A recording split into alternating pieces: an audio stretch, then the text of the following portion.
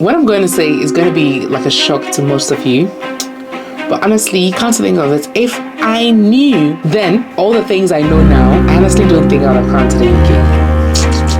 UK is a lovely place. UK has changed my life. But let me say it again. If I knew then all the things that I know now, I don't think I would have come. And that's what I'll be sharing with you in today's video. Stop that.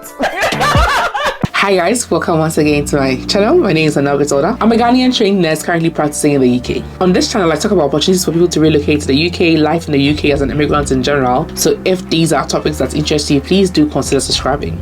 Like I said, I'm a nurse, okay?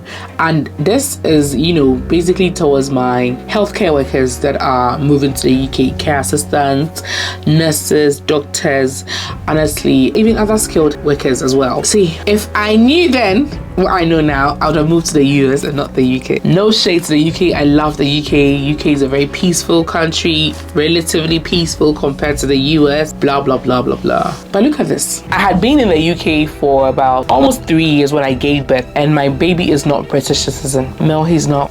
That's what people think. You don't get automatic citizenship when you give birth in the UK. Although I'm a health worker, I go to work, I work well, I pay my taxes, I stay out of trouble. My child is not British citizen. Until I get my indefinite leave to remain, my child cannot get a British passport. So my child has a Ghanaian passport. No problem. Visitors go to the US, they just visit and they give birth and they get passports for their children. They just go and visit too, and they intentionally give birth there and they get passports for their children. We all know the value of the red passports and then the US passport. We all know they're valuable and they can take you places, compared to our green passports and, the other African passports. We all know the value of it. But in the UK, these immigration rules are tough. Your child is not going to get British citizenship just because you're a nurse here and you've given birth. No. So look at this. Think about it though. Think about it. If you're a nurse and then you go through the whole registration process, okay, and then you're coming to the UK, you can come with your spouse and your dependents only below 18 years old. Your spouse, regardless of the age, can join you, but your dependent, if they are above 18 years, they cannot join you to the UK. I have a friend who is a nurse and has a son who was 18 at the time that they were coming. So this was an issue.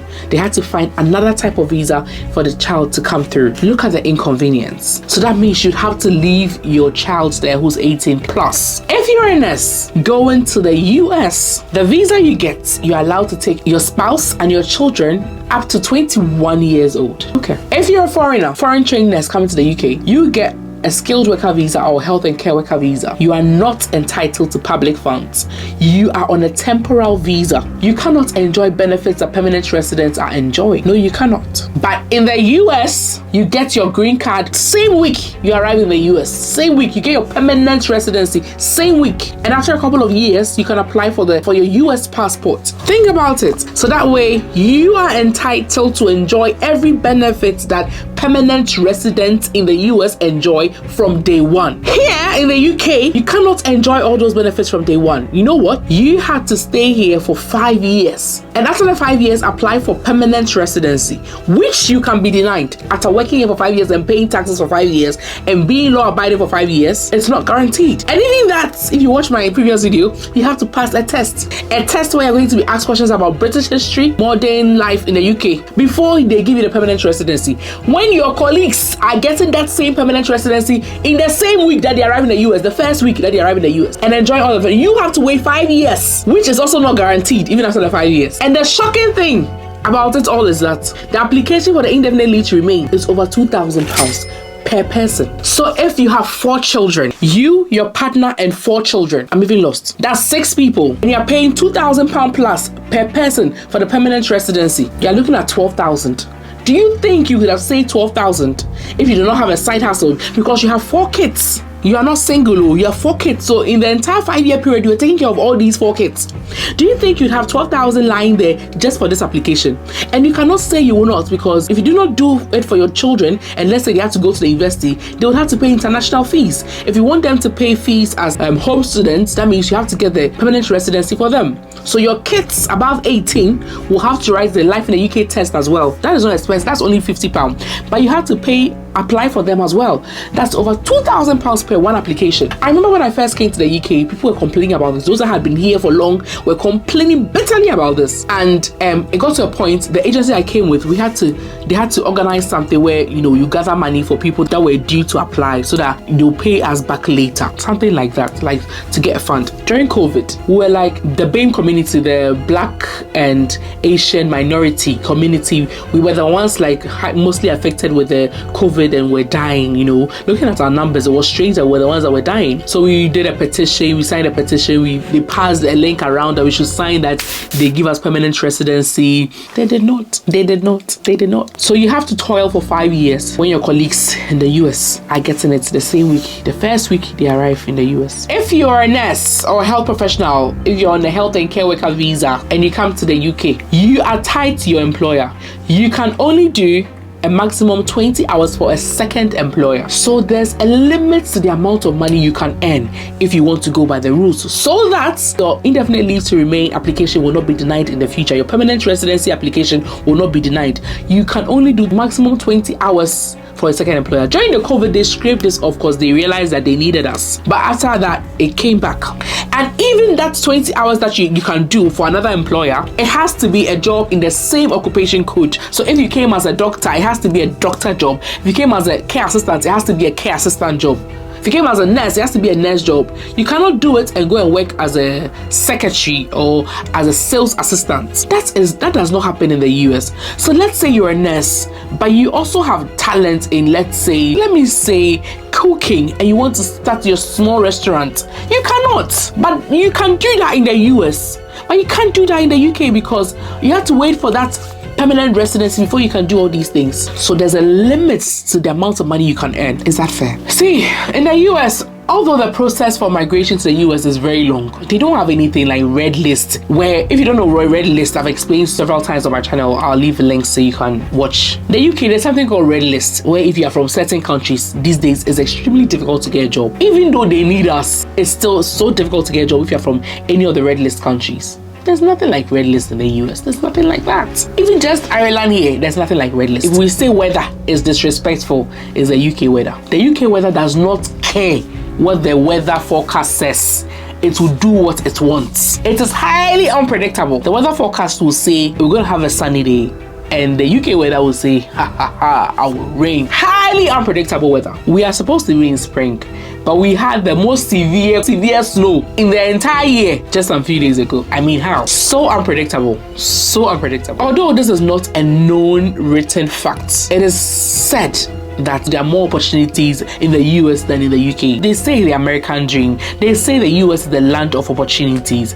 So in that sense, if you have a partner or a spouse who is not into healthcare and the person is coming to the UK, they may struggle to find their professions in the UK. They may have to end up doing minimum wage jobs.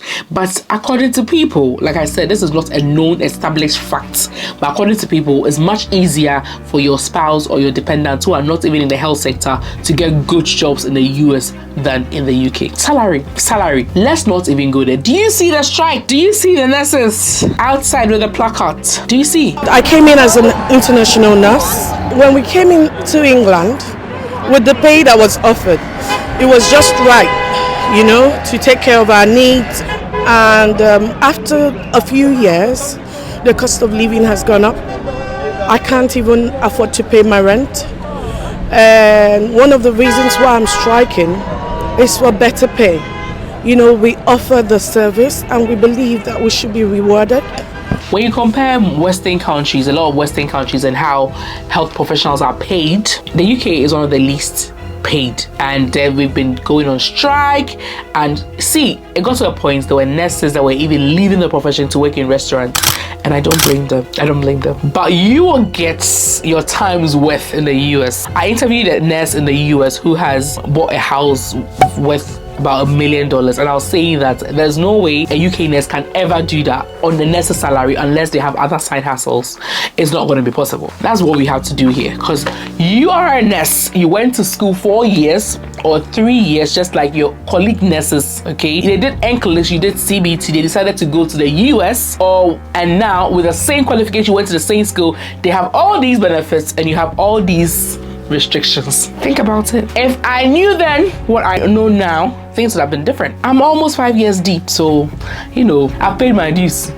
Now I'm almost there. I'm getting to the finish line by God's grace. But if you are yet to come, or if you are just a few months here, recently we even did a petition again. They said they will not give us permanent residence from day one. They won't. In one of my videos, I interviewed a Nigerian nurse who moved to the UK and left to the US to do the comparison. And one of the things that she said that still remains with me is that you are not threatened with your PIN in the US like the way you are in the UK. If you are yet to come to the UK, you'll be confused with what I'm about to say. You may not understand. But from the first day you pass your OSCE, from the day you pass your OSCE, the only thing you hear is protect your PIN, protect your PIN, protect your PIN. Every day, if you're going to work, you go with anxiety to work. It's like you're always being threatened, you're going to lose your PIN. If you do this, you're going to lose your PIN. You're going to lose your PIN. A nurse took a train and then she failed to pay the required amount that she was supposed to pay, and she lost her PIN. Recently, a nurse failed to alert her employer there was an error in her payment and she's lost her PIN. She's been struck off the nursing register. When I spoke to this nurse who works in the UK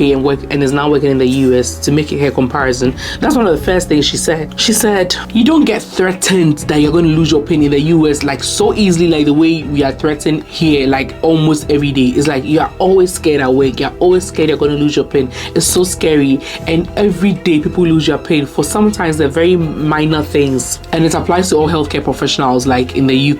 But it's not so like that in the US. At least they give some form of room to breathe in the US, according to this lady who's worked in both places. But in the UK, I'm not saying they don't respect their nurses. I feel like they adore nurses there. But the thing I never liked is, as an overseas nurse, when you do something, maybe you had an issue with one of your colleague or your manager, the next thing you hear is, I'll report it to NMC, and I never liked that part. So, but here in the US, I've never heard anything of such. And we have board of nursing, but it will be hard for somebody to say, I will report you to your board of nursing, except you committed a big offense. I get you.